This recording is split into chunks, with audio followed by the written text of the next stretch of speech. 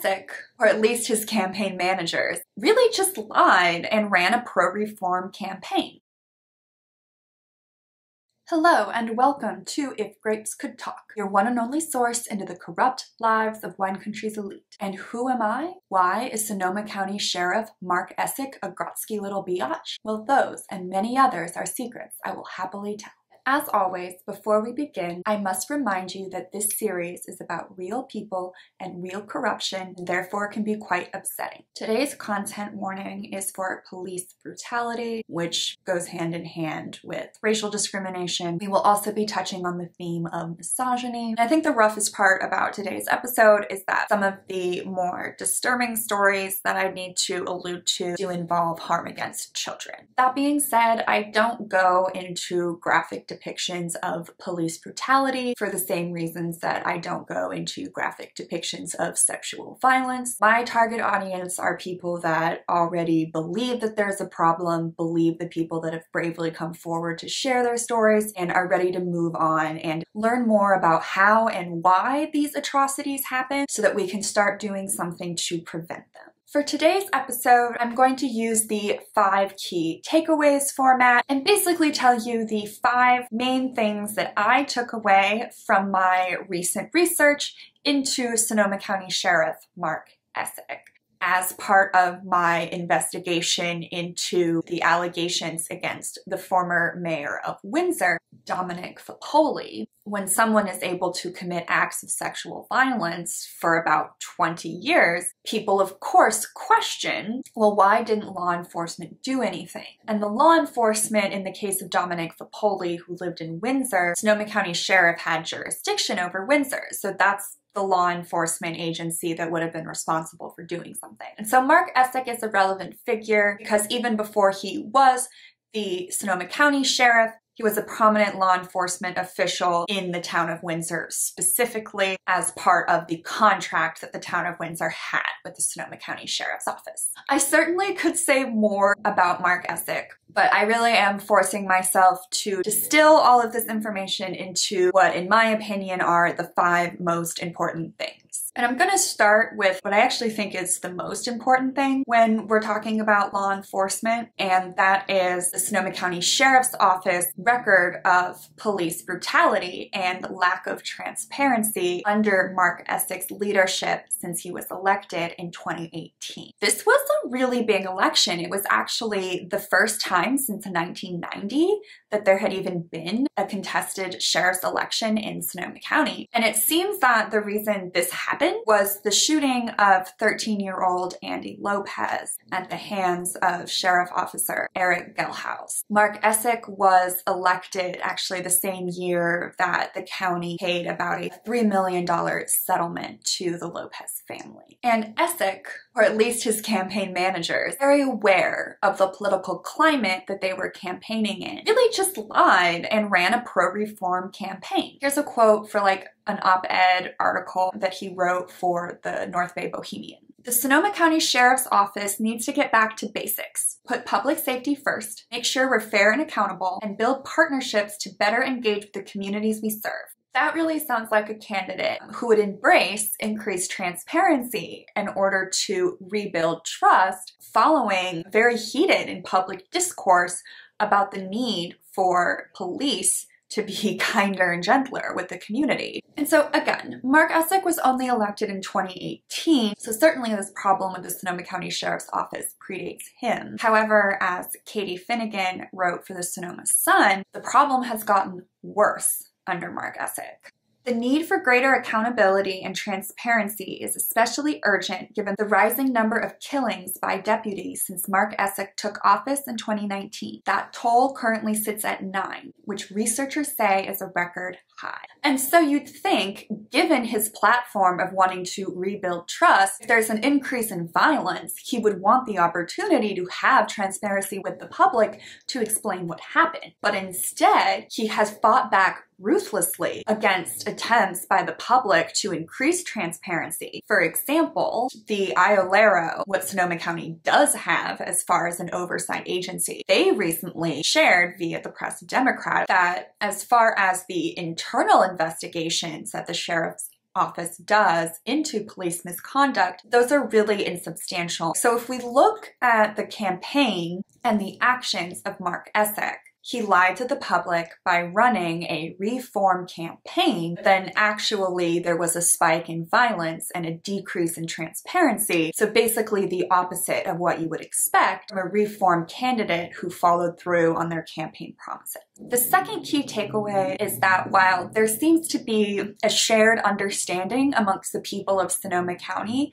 that at the very least, Mark Essick and Dominic Foppoli were on each other's radar, had worked together, and were friendly. There isn't a lot of documented evidence of that. In this digital age, one of the sources of evidence that I have is actually a tweet from a reporter, Eric Whitmerhouse, who was live tweeting a Windsor Town Council meeting. So here's what the journalist had to say. And he's describing the caller into the Windsor Town Council meeting. So the caller is former director of Sonoma County's Independent Sheriff's Office watchdog, says the current sheriff, Mark Essick, is friends with Mayor Foppoli and he should not be allowed to investigate him.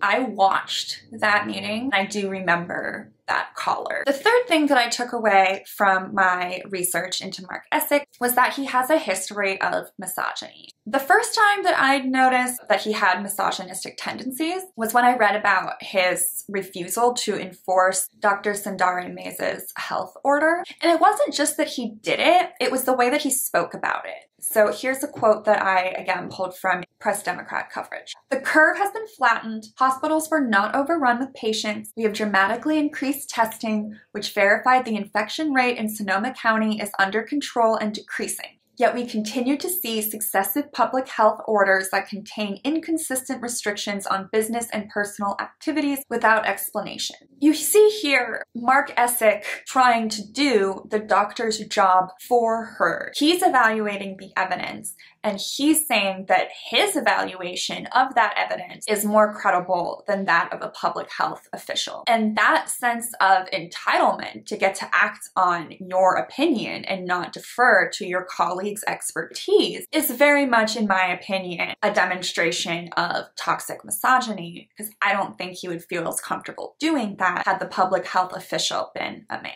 And then more recently, we know that there is a lawsuit between him and Linda Hopkins, and it seems as though he has filed a restraining order against her. And so because of all of this legal activity, like, we don't know exactly what comment he made and exactly what verbiage made her feel threatened. What it sounds like too, in reading her quote that I'll read in a second, it sounds like part of the issue for her, and this makes total sense to me, was that it was coming from like her, like the leader of law enforcement in her area. And so this fear that if he had it out to get her, if he didn't like her, then he wouldn't do his job for that area and they would therefore be less safe. "He threatened me," Hopkins told the Press Democrat in March. "To me, it's just a line that you don't cross, and he crossed it. The sheriff is the most powerful law enforcement official in the county. He controls law enforcement where I live." Yeah, and so you can really see, like, even if a county supervisor is suddenly fearing that he might be so petty he wouldn't do his job and protect the town that she lives in, imagine how little regard he has for the average citizen. Editing right here, we got so close to me not having to make an appearance, but recording right forgot to tell you that she's moving on to the fourth thing. Mark Essick's contributors include many wine country elites that I have brought up in previous episodes. So back to recording rye. I found it quite interesting in some of Mark Essick's early campaign records in 2017. He paid Maureen Merrill, who is a founding Windsor Town Councilwoman, my former landlady, and one of Dominic Foppoli's biggest cheerleaders in his rise to becoming the mayor of Windsor. She was actually Mark Essick's communications consultant early on, and he paid her $500 for her services. Mark Essick also received a large donation from Darius Anderson, who was the major player behind the purchase of the Press Democrat. And I'll link the video below where I go more into why I think overall Sonoma Media Investments hasn't done a great job promoting investigative journalism in Sonoma County. The main reason I would say that he is tied to the elites in Sonoma County is his close tie to the Sonoma County Alliance. They have a political action PAC that has made some large donations to his campaign, and the Sonoma Alliance, as you can see, one of their at-large directors is a representative from Jackson Family Wines, who, as I also mentioned in that Wine Country Media video linked below, the Jackson family of Jackson Family Wines really are the tippity top of the wine country family hierarchy, it would seem. The fifth thing is also related to his campaign finance records and who donates to him. Law enforcement donates to him. Like, let's just be real, guys. Law enforcement is not gonna want increased transparency because it's gonna make their lives and their jobs more difficult. So if you are a voter claiming to be on the side of transparency, the Sheriff's Union candidate, the one who's getting all of the law enforcement donations the way Sheriff Essick was, that's not gonna be the candidate of change. Change starts with transparency. So if I start covering the upcoming election, I won't really be discussing Eddie Engram, the Sheriff's Union candidate. He actually donated to Sheriff Essick's campaign. I very clearly, on this platform, am not going to endorse Sheriff Essick 2.0, which is what Eddie Engram represents. It is the height of projection that the more right pro-law enforcement end of the spectrum is accusing folks like me who take that stance as engaging in racial discrimination by not considering Eddie Engram as a candidate, because I have considered him as a candidate. I've done my homework, and I'm not going to tokenize him and decide to vote for him just because he's a Black candidate, when the fact of the matter is that my anti-racist values, which dictate that I must be pro-transparency, mean that I'm only going to seriously consider voting for the non-Sheriff's Union candidates. So those were the 5 things that most stood out to me. If you would like to know more, I could certainly do more. Please let me know. If you liked this video, like it. If you're feeling bold, leave a comment. It really helps with the algorithms. If you would like to connect with me on social media, here is my Twitter and my Instagram. Those are also linked below. And until next time, you know you love me. XOXO.